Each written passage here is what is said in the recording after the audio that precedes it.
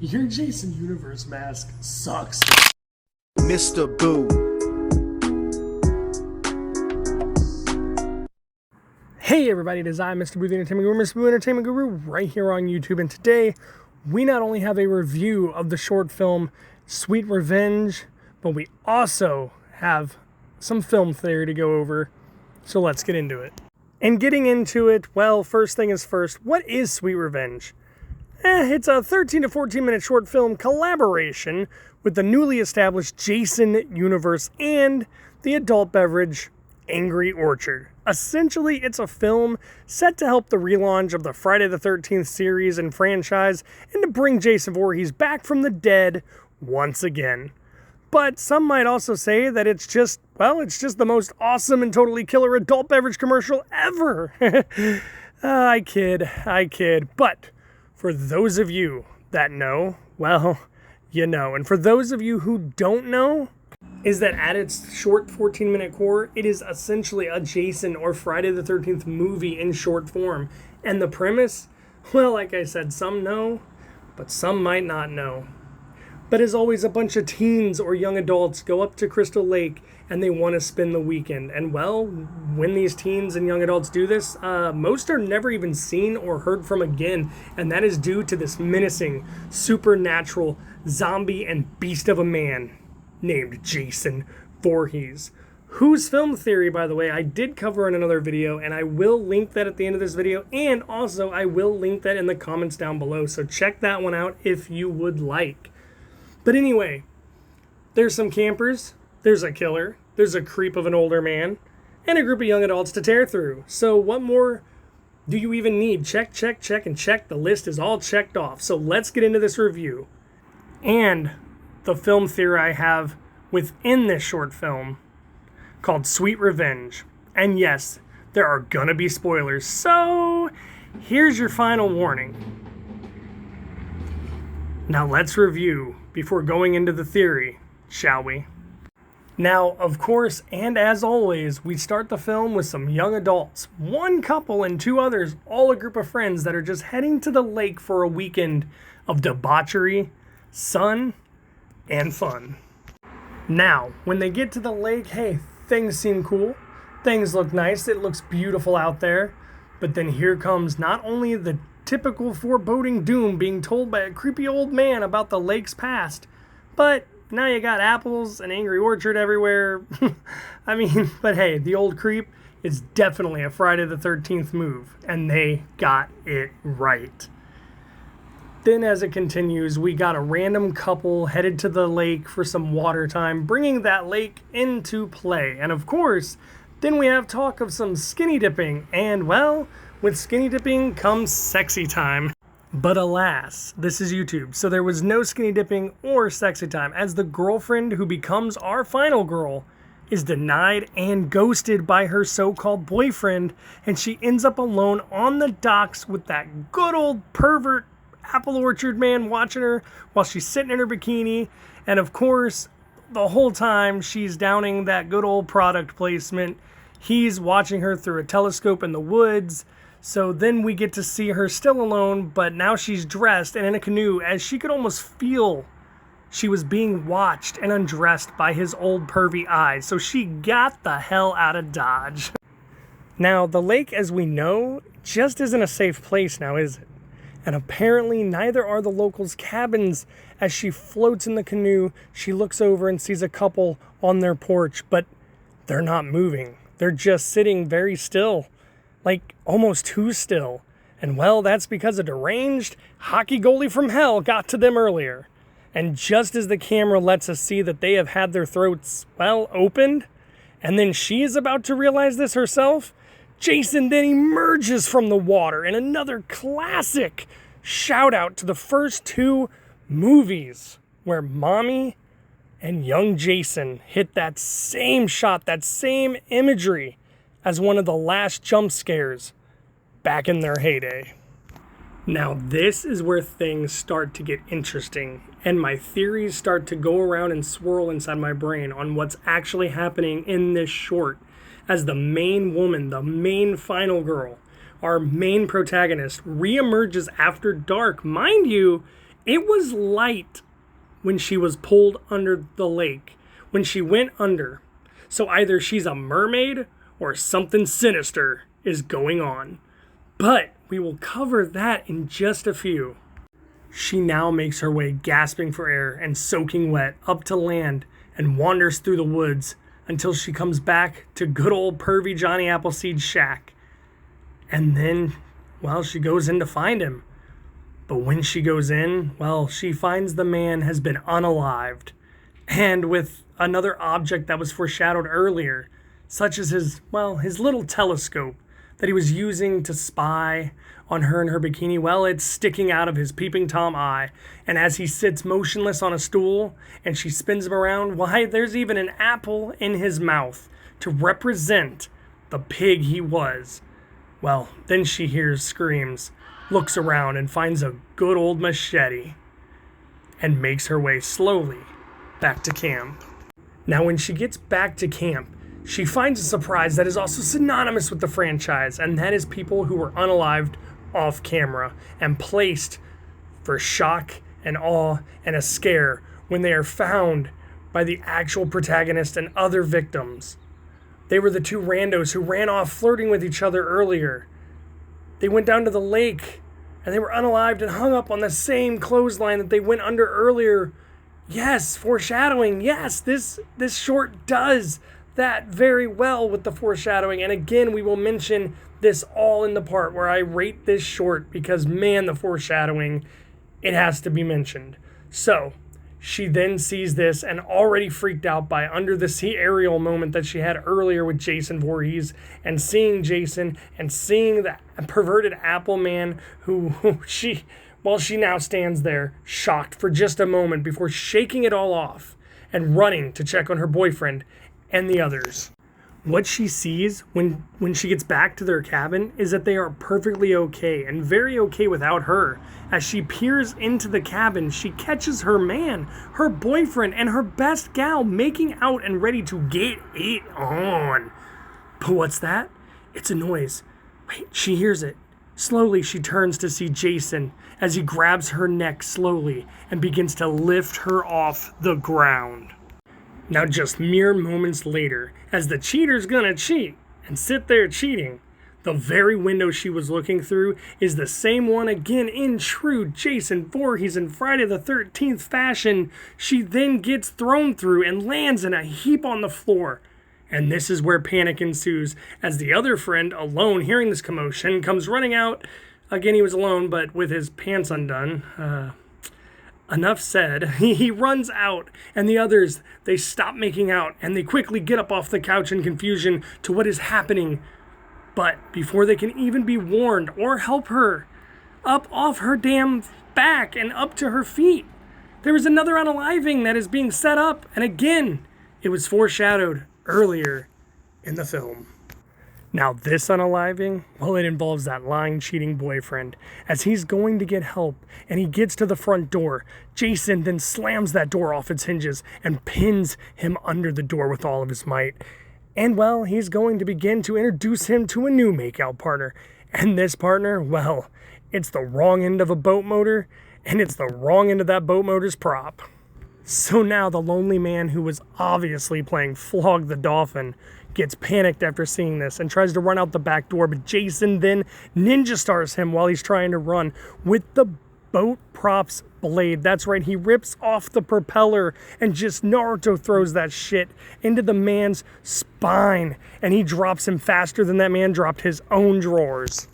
Then we got the cheating hose flying over countertops, and our final girl surprisingly taking a machete straight to the chest, and it pins her to the floor. So now, a fight breaks loose as hell have no fury like a woman scorned.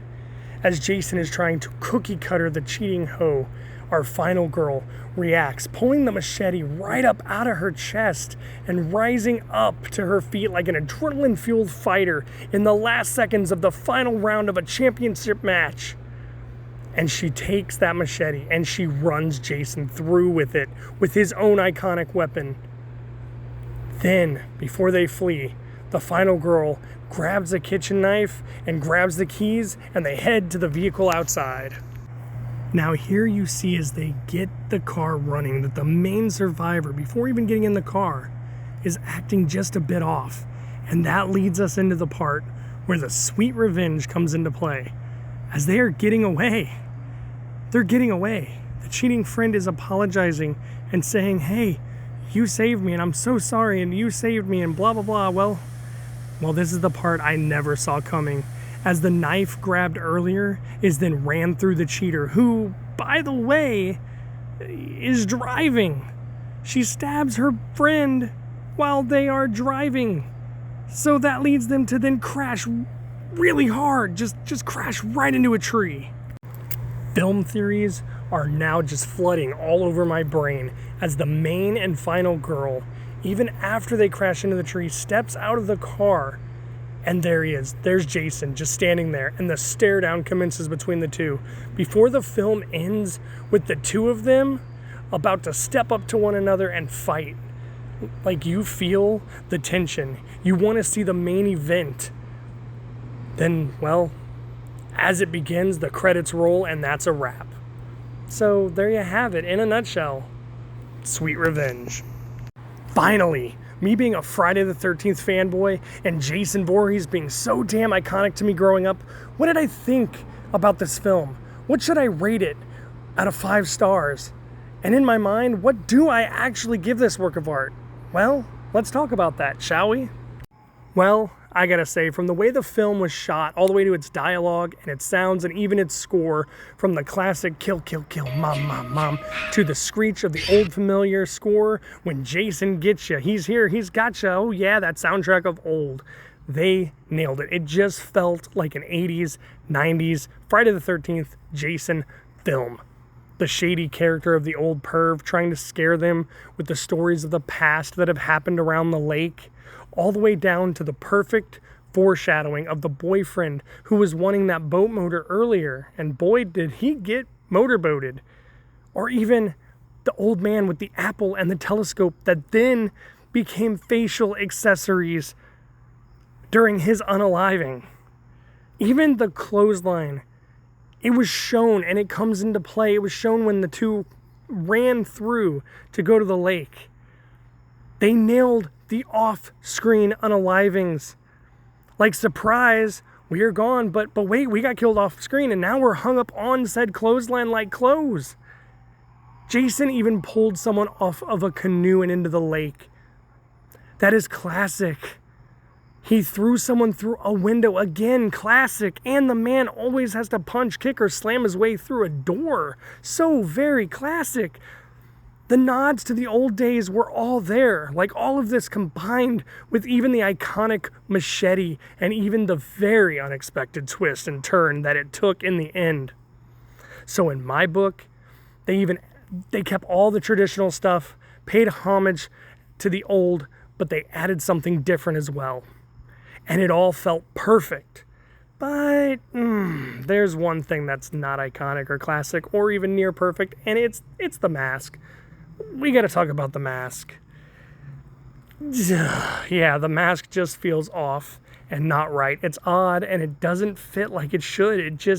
It's just not the same or even close to the same as the old movies. Like, even in the 2009 remake, the bag or sack head redesign was better and scarier than the original. Like, what is this? It needs some touch-ups. And I get the 13 holes as in Friday the 13th, and I get that there may even still be some legal copyright issues, but yuck, what is this? That's not Mr. Voorhees to me. But everything else about this short and his look were great, but the mask, not so much. And I don't know why, as I can't quite put my finger, or shall I say, put my machete on it. But anyway, I give this short film that's restarting the classic franchise and bringing Jason back a solid 4.5 out of 5. Because the mask was the only thing bad, and the mask is what lost half a damn star for me. I'm just not feeling it. So yeah, 4.5 out of 5 for Sweet Revenge.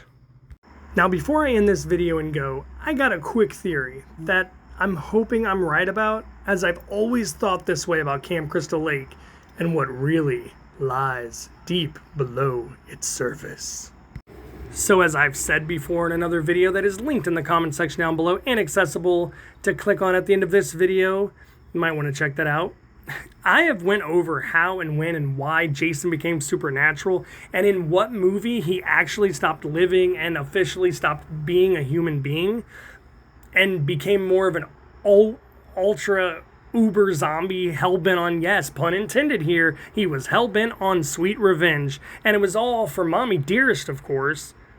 But this short film, it brings out another theory, another thing I've always thought, and I hope this is where they are going with this, as I believe, and even though the series from way back in yesteryear, the Friday the 13th series, was only about things like bad luck, terror, horror. You know, it was its own Twilight Zone, Tales from the Crypt themed show, and it never mentioned the camp. It never mentioned Mommy or Mommy's little hellion Jason. I actually believe, in my own theory, that the town is near where the camp and lake are located. The camp and lake, Camp Crystal Lake and its forest, sit outside this town. Here, let me explain this theory. See, I believe the show's events were the evil of the lake and its surrounding areas leaking out and seeping into the town. Much like I think it also had a hold of Mrs. Voorhees before it even took her son. See, I think that Pamela was already losing it. She was already hearing voices in her head. The evil was already whispering to her. And then when her child, poor little Jason, a very poor swimmer, who was Mrs. Voorhees' only baby boy, went into the lake, then to further drive that woman mad, it pulled him under. But he came back, just like in Sweet Revenge, where she came back. And from here, Jason then saw his mother beheaded. He grew up. He took his sweet revenge as not only Sackhead Jason, but also as Hockey Mask Jason, until he was finally put down by good old Tommy Jarvis. But then the lake went on to possess another, named Roy, a paramedic, after the lake fueled another to take his son's life. Then, of course, comes the supernatural Jason, because he died on the grounds. But then he was moved. He was buried and laid dormant. But he had all the evil inside of him. So when Tommy then goes to destroy him and the lightning strike hits the pole and brings him back Frankenstein style, well, yeah, he's back. And where does he go? The evil leads him back to Camp Crystal Lake and the forest that beckons him. And this it kind of also explains the evil possession and weird antics in Jason Goes to Hell. I mean, it kind of does. So you see, as Chubbs from Happy Gilmore would say, it's all in the lake. It's all in the lake. Because even Freddy vs. Jason, it's the lake that resurrected him and also kept Freddy alive as nothing more than just a head, as we all see him wink at the end and he's in our world. So you gotta think, what's keeping him alive, right? The lake. See, even some of the events, such as the water being poisoned or the water going bad, may not have even been Pamela, but the lake water, the evil seeping into the pipes of the camp so that the drinking water was tainted. And it was all an attempt to get souls before finally breaking down Pamela Voorhees to where she made her revenge turn brutal and bloody. See, in this short, it is Sweet Revenge that is the story, not Jason, but the lake and area and the revenge our protagonist turned antagonist gets in the end. As just like Jason, the lake pulled her under. Jason and the evil filled her lungs and then let her go, just like Jason when he was a child. Then it threw her out. It spit her out of the lake and let her transform and transcend into pure evil, and even resurrected her, bringing her back from death, healing her as she lay bleeding out, pinned to the floor by Jason's machete.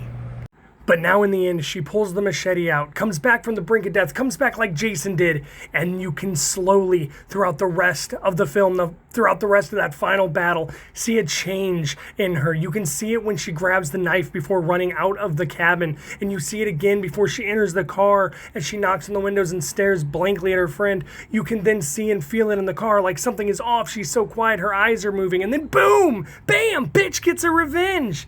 But then you also see it in her breathing. She's breathing heavy, just as Jason does. It's that same lifeless, careless stare that also comes right before she exits the vehicle, stares down Jason, not willing to run, but gets ready to face off and fight him. All right before this film ends. The evil is in the lake. It is in the woods. It's got a death curse. And that's my theory, and I hope they go with or along the same lines of that premise when the films, the TV series, and the video games come back. And now we come to the end of the video. You know, the part where you need to tell me what you think in the comments below. And as always, if you like what I'm bringing to the channel, then go ahead and give that like button a good old slash. And to see more, run that subscribe button through with a good old kitchen knife. And to also be notified of more videos when they drop from me, from yours truly, take that notification bell and try to survive the night. And I will see you next time. I've been Mr. Boo, Entertainment Guru. And as always, I am out.